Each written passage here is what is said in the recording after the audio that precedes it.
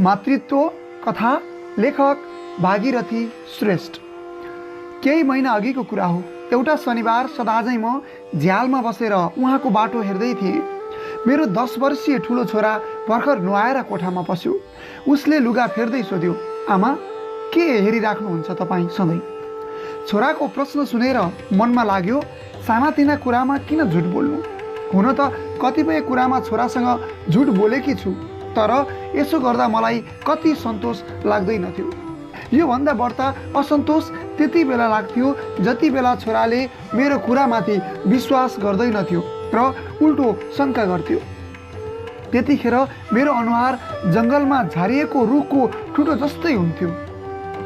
पश्चाताप र ग्लानीले मेरा दुवै नेत्र रसाउन थाल्थे।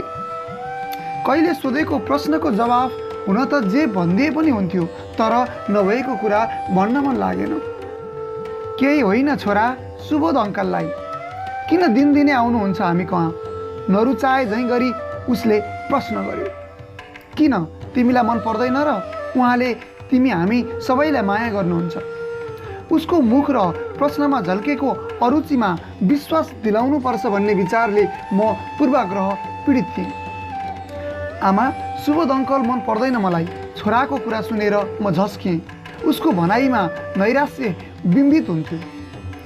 किन छोरा त्यस्तो भनेको? उहाँ राम्रो अङ्कल हुनुहुन्छ। त्यसो नभन है छोरा, सम्झाउँदै भने। तपाईँ नहुँदा हामीलाई कस्तो हपार्नुहुन्छ, गाली गर्नुहुन्छ, बुबाले जस्तो माया गर्नुहुन्न। आमा, अबदेखि सुबोध अङ्कललाई हामी कहाँ नुहाउनु भन्नुहोस् न। पिलपिलाउँदो र उपेक्षाको भावले छोराले आफ्नो बाल सुलभ वास्तविकता पोख्यो। यो सत्यतालाई मैले बुझेर पनि बुझ पचाउँदै आइरहेकी थिएँ। हुन्छ छोरा भन्छु, तर अहिले होइन, अलि पछि भन्ने छु ल। छोराको अनुहार खुसीले उज्यालो भएको स्पष्ट देखिन्थ्यो। छोराको भनाइले मेरो मन भने भित्रभित्रै चस्कन थाल्यो। मेरो मस्तिष्कमा अतीतका कुरा खेल्न थाले। सुबोध मेरो लोग्नेको मिल्ने साथी। एउटा दुःखदायी हवाईजहाज दुर्घटनाले मेरा छोराछोरीलाई टुहुरो बनायो। कलकलाउँदो उमेरमै मेरो सिन्दुर पुछियो, मेरा चुरा फोरिए। सुबोध म कहाँ बराबर आउनुहुन्थ्यो, आश्वासन दिनुहुन्थ्यो, माया दर्शाउनुहुन्थ्यो, तर पनि मैले अत्यन्त शून्यता र रिक्तता अनुभव गर्थेँ। लोग्नेको अभाव महसुस गर्थेँ। त्यो सिँगै घर मलाई सुरुङ जस्तै लाग्थ्यो। जिन्दगीमा धेरै कुरा हराए जस्तै थिए। यसरी मैले आफू र छोराछोरीलाई साह्रै असुरक्षित अवस्थामा पाएँ। मैले सुरक्षा चाहन्थेँ। टेक्ने हाँगाको खोजीमा थिएँ म। मायाको निर्मल आकाश चाहन्थेँ म। लाग्थ्यो संसारमा एउटा कोही त माया गर्ने पुरुष चाहिन्छ, जुन माया शारीरिक भन्दा मानसिक रूपमा ज्यादा होस्। यसैको चाहनाले च्यापेर अनायास म सुबोधलाई बढी माया र सम्मान गर्न थालेथेँ। उहाँ नै हुनुहुन्थ्यो मेरो दुःख र सुखमा साथ दिनुहुने र म कहाँ बराबर सहानुभूति देखाउन आउनुहुने। एक दिन सधैँ मेरो व्यथा र पीडाले मुर्झाएको अनुहार देख्दा सुबोधले सम्झाउँदै भन्नुहुन्थ्यो, ममता तिमी किन पिर लिन्छौ? हुने काम भइहाल्यो, मन बलियो बनाउनु पर्छ। तिमी सम्बोधनले मलाई झन् नजिक पुर्याएको अनुभव मैले गरेँ। त्यसैले त हामी निकै नजिक आइरहेका थियौँ एक आपसमा। मलाई उहाँले भित्रैदेखि चाहनुहुन्छ भन्ने पनि मैले अनुभव गरेकी थिएँ। जिन्दगीमा पीरबाहेक सुख कहाँ देख्न पाउँछु र? सहारा, सुरक्षा, माया गुमाइसकेकी एउटी स्वास्नी मान्छेको अनुहार कसरी उज्यालिन सक्छ र? छोराछोरी सानै छन्। आफै सोच्नुहोस्, यत्रो लामो जिन्दगी लिएर म कसरी बाँचु? यो सोच्दा मलाई पट्यार लाग्छ। सुस्केर हाल्दै मैले भने, ममता त्यसो भए तिमी के चाहन्छौ त? के विचार छ तिम्रो? मेरो चाहनु नचाहनुमा फरकै के छ र? चाहेर पनि त सबै कहाँ पुग्छ र? नचाहेर पनि के हुन्छ र? हुन त मान्छेकै मन न हो, चाहनाले बेरिहाल्छ। एउटा पवित्र माया, पवित्र सहारा र सुरक्षाको कल्पना हुन्छ, तर सबै कल्पना आखिर पानीको फोका झैँ पट्ट फुटेर बिलाउँछन्। मैले यति भन्न के भ्याएथेँ, एक्कासी मैले आफूलाई सुबोधको आवेशपूर्ण अङ्गालामा पाएँ। ममता तिम्रो भावना बुझेँ। त्यो अँगालो जिन्दगीभर फुत्कने छैन, न त पानीको पोका चाहिँ फुट्नेछ।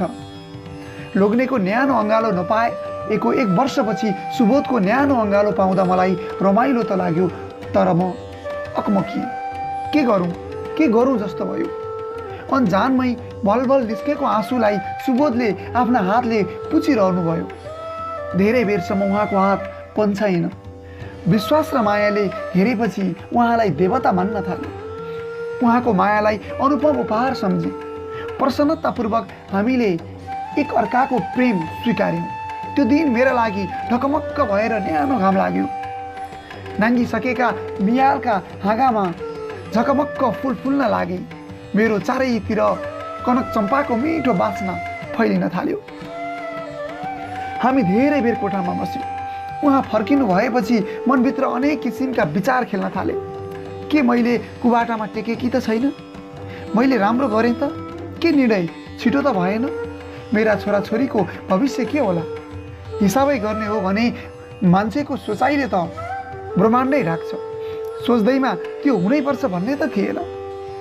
उहाँले त्यस्तो गर्न साथ मैले उहाँलाई झट्ट स्वीकार्न किन पर्थ्यो र? के म आफ्नो लागि आफैले खाल्टो खनिरहेकी त छैन? आखिर सामाजिक प्रतिष्ठा पनि वैयक्तिक मर्यादा र महत्त्वका लागि नहुने पक्ष हो।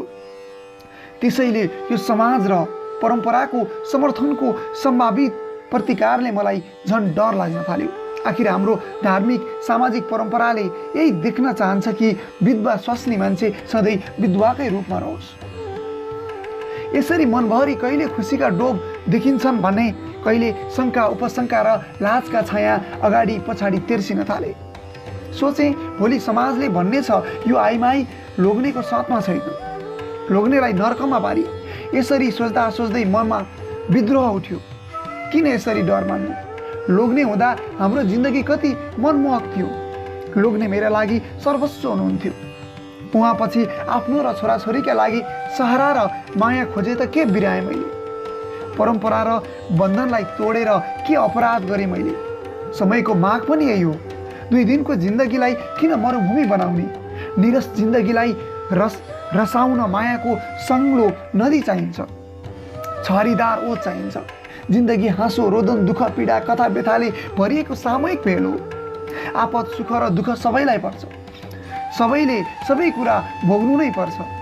पीरले तप चुहेर बस्नुभन्दा खुसी खुसी भएर बाँच्नुपर्छ। यसरी सोच्दा मैले ठिक निर्णय गरेँ जस्तो लाग्यो। त्यसपछि सुबोध म कहाँ दिनदिनै आउन थाल्नुभयो। अग्लो गोरो स्मार्ट ख्यालठट्टा गर्नुपर्ने सुबोधको स्वभाव थियो। मेरो लोग्नेमा पनि त्यस्तै व्यक्तित्व थियो, तर धेरै चुरोट खाने एउटा बानी सुबोधको मन पर्दैन थियो।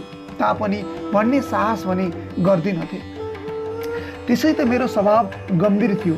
त्यसमा पनि आफ्ना चुरा फुटेपछि त म मुख नै जस्तै बने। एक दिन उहाँको सास निकै गनायो र अनायास अनुनय स्वरमा भने, चुरोटको गन्ध मलाई पटक्कै मन पर्दैन। तपाईँ बढी नै चुरोट पिउनुहुन्छ, स्वास्थ्यका लागि पनि राम्रो होइन। छोड्न सकिन्न र? किन ममता, किन नसक्नु? मन बलियो हुनुपर्छ। गर्छु भन्ने प्रण गर्नुपर्छ। आफूलाई नियन्त्रण गर्नुपर्छ। म भोलि नै त भन्न सक्दिनँ, केही दिनमै छोडेर देखाइदिन्छु। नभन्दै त्यस्तो भयो। मलाई असाध्यै खुसी लाग्यो। मैले सोचे चुरोटको कुआदत उहाँले मेरा लागि छोड्नुभयो। उहाँलाई पनि मेरो मन नपर्ने बानी रहेछ। एक दिन उहाँले भन्नुभयो, ममता अब तिमीलाई सेतो र पहेँलो साडी त्यति सुहाउँदैन। गुलाफी रङको साडी तिमीलाई कति आकर्षक हुँदो हो हगि? त्यस दिनदेखि रातो रङको नभए पनि अरू रङ कलेजी बैजनी प्याजी रङको साडी लगाउन थालेँ। यसरी हामी एकअर्काको इच्छा अनुरूप बग्यौँ। कहिलेकाहीँ लाग्थ्यो सुबोध दिनहुँ नआएर 2-3 दिन बिराएर आउनु भए राम्रो हुन्थ्यो। तर यस्तो सोच्दा सोच्दै पनि उहाँ नआउनु होला भन्ने डर र शङ्काले सताउँथ्यो। एक दिन सुबोधलाई खुब मनपर्ने आलुको अचार र काजु किसमिस मिसाएको सुजीको हलुवा बनाएर दिए। हुन त सधैँ केही न केही नखुवाइकन पठाउनथे। सुबोधले निकै मिठो मानी खानुभयो। यसरी मेरो हातले बनाएको खानेकुरा मिठोसँग खानु हुँदा मलाई झन् खुसी लाग्यो। हलुवा साह्रै मिठो बनाइछौ, पुगेन, बाँकी छ भने अलिकति थपिदेऊ न ममता, सुबोधले रिकापी बढाउँदै भन्नुभयो। थोरै हलुवा विद्यालयबाट फर्केपछि खाजाका रूपमा छोराछोरीलाई राखिदिएकी थिएँ। जीवनमा छोराछोरीलाई नछुट्याइकन मैले कहिले केही खाएकी थिइनँ। म अकबक आएँ। हलुवा थोरै थियो, सुजी थिएन। छोराछोरीका लागि मात्र छ, अरू खानेकुरा बनाइदिउँ के खानुहुन्छ? बच्चाहरूलाई अरू दिए हुन्छ नि, केही देऊ न मलाई, झर्केर भन्नुभयो। सुबोधको कुरा मलाई साह्रै तितो भयो। उहाँबाट यस्तो कुरा सुन्नु पर्ला भन्ने किञ्चित शङ्का थिएन। छोराछोरीका लागि पहिले भाग छुट्याएर मात्र मेरो पतिले खानेकुरा खानुभएको जल्यास सम्झन पुगे। यहाँसम्म कि मेरो पतिले छोराछोरीका लागि बरु खानुहुन्न थियो। यसरी मलाई मिठो चोखो बनाउँदा बच्चाहरूले खाना पाएनन् भने दिनभरि घाम नलागे जस्तै हुन्थ्यो। बाध्यतावश एक्लै मिठो खानुपर्दा छोराछोरीलाई सम्झेर निल्न गाह्रो हुन्थ्यो। तर सुबोधको कुरा काट्न सकिनँ, मन दुखाउन चाहिनँ। छोराछोरी विद्यालयबाट आइपुग्ने बेला भइसकेको थियो। छोराछोरीलाई अरू खानेकुरा बनाउन भान्सातिर लागे। सुबोधले हलुवा खाँदै हुनुहुन्थ्यो। ममता, यहाँ आऊ न। म उहाँको नजिकै गएँ। एउटा कुरा सोधौँ? सुबोधले प्रश्न गर्नुभयो। के कुरा हो र त्यस्तो? जे होस्, नढाँटेर भन्छौ? भन्नुहोस् न त, किन ढाँट्ने? तिमीलाई सबभन्दा बढी कसको माया लाग्छ? सुबोधको अप्रत्याशित प्रश्नले म केही बोल्न सकिनँ। के भन्नु भएँ?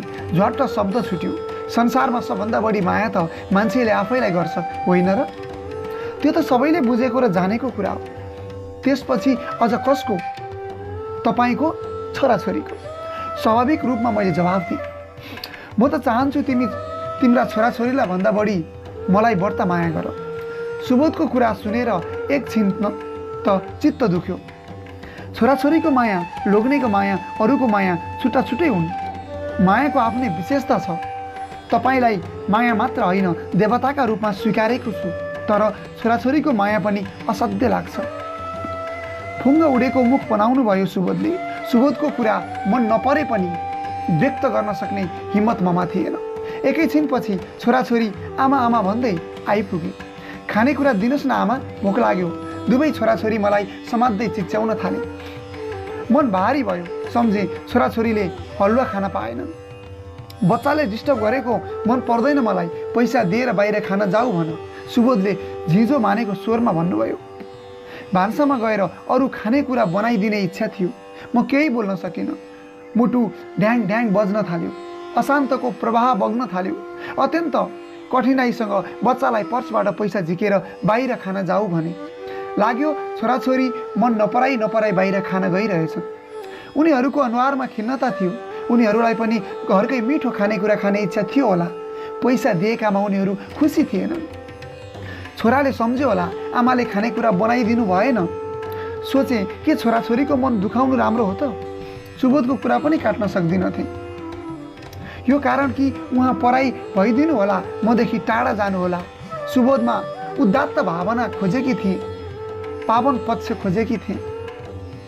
सम्झे छोराछोरी आउँदा मेरो लोग्नेले दायाँ र बायाँ राखेर कतिपल्ट मै खानुहुन्थ्यो, कतिपल्ट मेरा छोराछोरी भन्दै मुसार्नुहुन्थ्यो। खोइ आज सुबोधले मेरा छोराछोरीलाई मै खानुभएको, खोइ माया गर्नुभएको। यस्तो मैले चाहन्थेँ कि मेरा छोराछोरीलाई मेरो लोग्नेले झैँ माया गरोस्। तर यी मेरा सोचाइ आकाशमा बादल हराए जस्तै हराउँदै गए। यसरी जीवनमा धेरै मोडमा सुबोधसँग बहाना गर्नु पर्यो। हाँस्न मन नलाग्दा पनि हाँस्नु पर्यो, चोटलाई पनि खपिदिनु पर्यो। छुट्टीको दिन म छोराछोरीसँग रमाउँदै बसेकी थिएँ।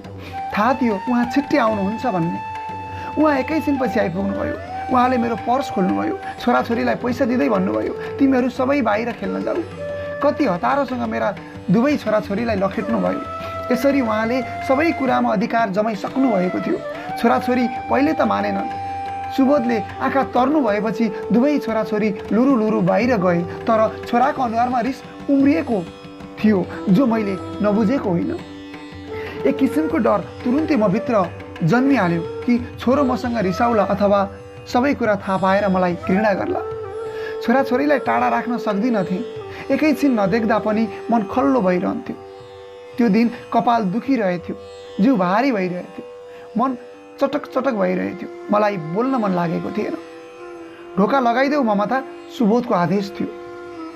छोराछोरी आइपुग्छन्, आज सन्चो पनि छैन, मैले भने। धेरै बाहना नगर, आजकल तिमी निर्जीव जस्तै लाग्छ, मुख बिगारेर भन्नुभयो सुबोधले। कति सजीव भइराख्ने त, जिउको पनि ख्याल गर्नुपर्छ, समयको पनि ध्यान दिनुपर्छ। अरू कुरा थाहा छैन, खुरुकको ढोका लगाएर यहाँ आऊ। उहाँको कडा निर्देशन मान्नै पर्यो। मैले कोठाको ढोका लगाएँ। एकैछिनपछि छोराछोरी आमा आमा भन्दै आइपुगे। ढोका खोल्नु पर्यो। सुबोध रिसले मुर्मुरिनु भयो। बोर्डिङमा राखिदेऊ भन्दा मान्दिनौ, मलाई त वाक्क लागिसक्यो भन्दै बाहिर निस्कनु भयो। कति मन दुख्ने कुरा गर्नुभएको सुबोधले मनमा नै सोचे। त्यो दिन सुबोध फर्केर आउनु भएन। नमिठोसँग अनेक तर्क वितर्कमा रात काटे। भोलिपल्ट 10 बजेतिर सुबोध आइपुग्नु भयो। उही रोबिलो र ठाँटिलो पारामा। मन फेरि प्रफुल्लित भयो। आज सिनेमाको कार्यक्रम राखेको छु, तयार हौ, बच्चाहरूलाई घरमै छोड। होइन, हामी घर बस्दैनौँ, हामी पनि सिनेमा हेर्न जाने, ठुलो छोरो चिच्यायो। हुँदैन, तिमीहरू घरमै बस्नुपर्छ, सुबोधको चर्को स्वर थियो। धेरै दिन भएको थियो छोराछोरीलाई कतै घुमाउन नलगेको। मन लागेको थियो छोराछोरीलाई पनि लैजाउँ। मेरो लोग्ने भएको भए छोराछोरीलाई आफैले सिँगार पटार गरिदिनुहुन्थ्यो। कति रमाउँदै हात समातेर लैजानुहुन्थ्यो। कहिले छोराछोरीलाई हप्काएको थाहा थिएन। मैले हप्काउँदा पिट्दा मलाई नै गाली गर्नुहुन्थ्यो। सुबोधको चर्को स्वरले मेरो लोग्नेको छोराछोरीप्रतिको माया सम्झे। केही भन्ने आँट भएन। बल्ल तल्ल छोराछोरीलाई बिस्कुट चक्लेट र खेलाउन ल्याइदिन्छु भनेर सम्झाएँ। पैसा दिएँ। छोराछोरी रोइरहे। तयार भएर सिनेमा हेर्न गयौँ, तर कुनै रमाइलो अनुभव गर्न सकिनँ। के हेरेँ थाहा भएन। सिनेमा कसरी सुरु भयो, कसरी समाप्त भयो, मेरो दिमागले केही बुझेन। दुवै छोराछोरी रोएको दृश्य झलझली आँखाको नानीभित्र नाचिरह्यो। कहिले जाउँ जस्तो भयो। छोराछोरीप्रति असाध्यै माया र ममता जागेर आयो। सुबोधको जिस्क्याइ र चिमोट्याइले ममा केही मिठो असर गरेन। एउटा काँडाले घुचे जस्तै अनुभव गरेँ। कहिलेकाहीँ हाँसे होला, बोले होला, तर सबै बहानै थियो। फर्केर आउँदा बजारमा छोराछोरीलाई बिस्कुट चक्लेट खेलाउन किनिदिए। कति छोराछोरी ख्याल गर्नुपर्छ तिमीलाई, हँ? सुबोधले खिस्सी गर्दै भन्नुभयो। त्यही छोराछोरीको लागि बाँचेको छु त के गर्ने? मैले माया नगरी कसले गर्छ? ए, तिमी मेरा लागि बाँचेकी होइनौ? सुबोधको प्रश्नले मलाई फेरि ढुङ्गाले हिर्कायो। होइन, तपाईँका लागि पनि बाँचेको छु नि, तर छोराछोरीको लागि पनि हो। मेरो कुरो सुनेर सुबोधको मुख अँध्यारो भयो।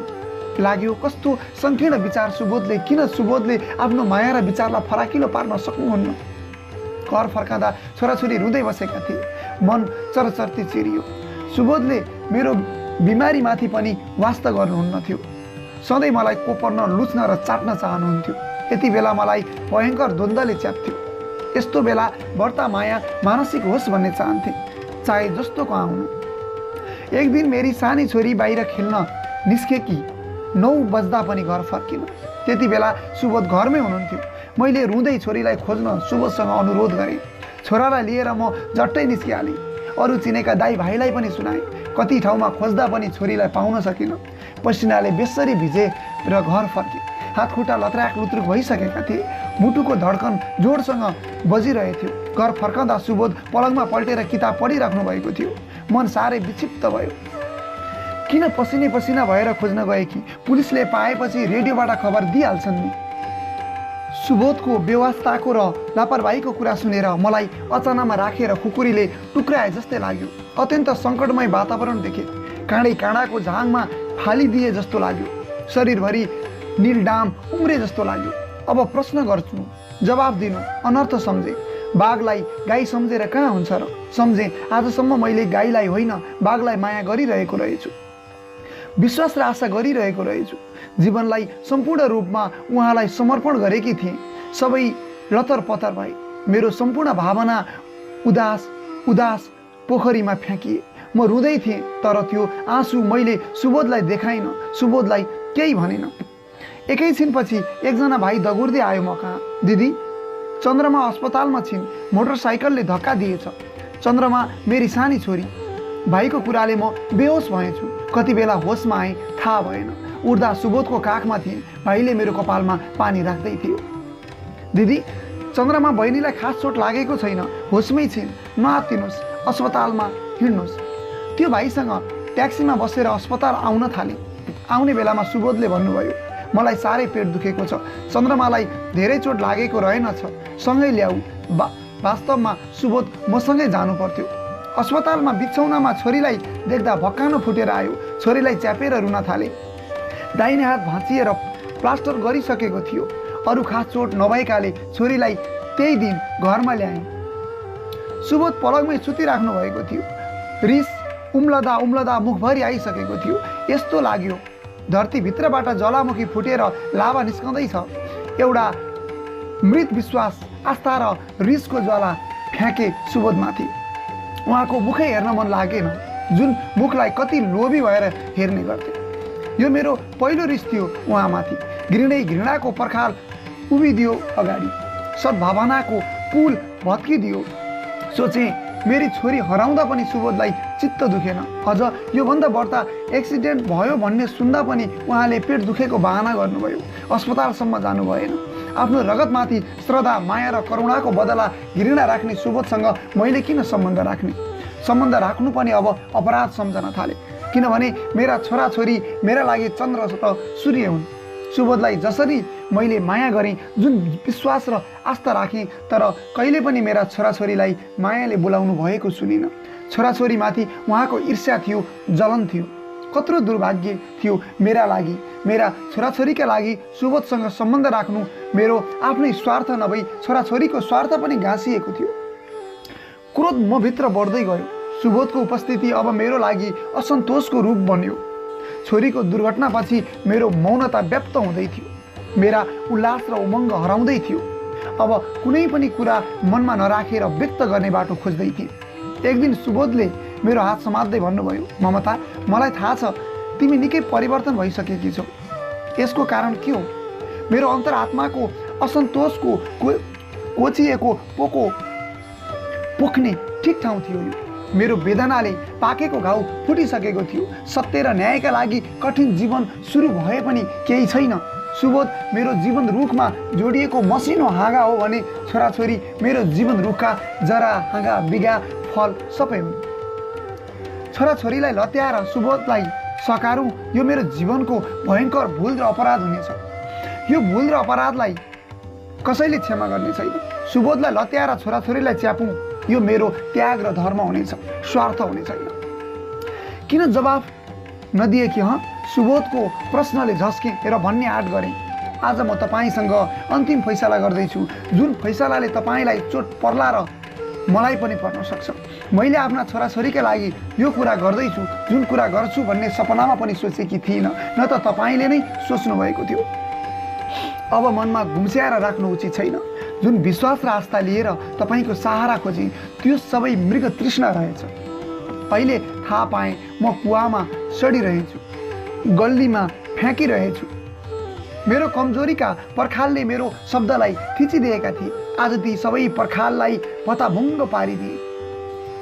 बहानाको जिन्दगी लिएर बाँच्न चाहन्न। तपाईँको चित्त नदुखाउन धेरै यत्न गरेँ, तर तपाईँले मेरो चित्त दुखाउन छोड्नु भएन। मेरा छोराछोरीप्रति तपाईँको व्यवहार कति रुखो थियो, कति उपेक्षापूर्ण थियो, जसलाई सहन मलाई साह्रै गाह्रो भयो। तपाईँप्रतिको मेरो विश्वास पतझरको पहेँलो पत्ता झैँ मेरो जीवनबाट झरिसकेको छ। हुन त एउटा शानदार र प्रेमपूर्ण जीवन तपाईँसँग बिताउन निकै कोसिस गरेँ, तर सबै तासको महल चाहिँ ढलिदियो। यो नसम्झनुहोस् कि सम्पूर्ण रूपमा मैले तपाईँलाई नै दोष दिँदैछु। तपाईँलाई यस्तो वातावरण तयार पारिदिने हाम्रो समाजका खराब रीतिरिवाज पनि दोषी छन्। हुन त तिनीहरूलाई हामी बदल्न सक्थ्यौँ। हामीले राम्रो कोसिस गरेको भए, तर तपाईँले मलाई सघाउनु भएन। तपाईँको हस्तक्षेप र अधिकारभित्र बाँच्न चाहन्न। दुईटा छोराछोरीलाई आफ्नो जीवन आधार मानेर बाँच्नेछु। मेरा छोराछोरीको माया नै ठुलो हो र सम्पूर्ण छ। मलाई कसैको सहारा अब जरुरत छैन। मलाई छोडिदिनुहोस्, मलाई मुक्ति दिनुहोस्। भावावेशमा अबिरल आँसु खसाल्दै मैले सबै कुरा पोखेँ। त्यसो भए हाम्रो नाटकीय जीवन तिमीले खतम गर्दैछौ, होइन? रिसले आँखा रातो पार्दै सुबोधले भन्नुभयो। आखिर जीवन नै नाटक हो, संसार नै रङ्गमञ्च। म तिम्रो जीवन बर्बाद गरिदिन्छु, बदनाम गरिदिन्छु। आक्रोशपूर्ण धम्कीको स्वर थियो। मलाई कुनै प्रवाह छैन, सबै कुरा सहनेछु, शान्त भावले जवाफ दिए। सुबोध एक्कासी जुरुक्क उठ्नुभयो। मलाई गडेर आँखा तर्नुभयो, तीर जस्तै बनाएर। सुई सुईती जानुभयो, केही बोल्नु भएन। राति भइसकेको थियो। मुटुको स्पन्दन शान्त भयो। विजयोल्लासको वातावरण चारैतर्फ फैलियो। छोराछोरी पलङमा सुतिसकेका थिए। यस्तो अनुभव गरेँ कि एउटा कालो पोलिने असत्यमाथि सत्यको चिसो पानी खने जस्तो लाग्यो। धेरै समयदेखि पाकेको पिलो घाउ फुटेर सन्चो भए जस्तै ठाने। घाँटीमा वर्षौँ झुन्डिएको ढुङ्गा खसेर हलुङ्गो भएको सम्झे। सुबोध अब कहिले पनि मेरो घरमा नआइदियोस्। दुईटा छोराछोरीलाई च्यापेर सुते। मनमा उल्लासपूर्ण उत्साह फैलँदै थियो। निद्रामै छोरो बरबराएको सुने, आमा आमा सुबोध अङ्कल मन पर्दैन? छोरा अब कहिले आउने छैन सुबोध अङ्कल। सुतिरहेको छोराको गाला मुसार्दै भने अनि सुत्न खोजे।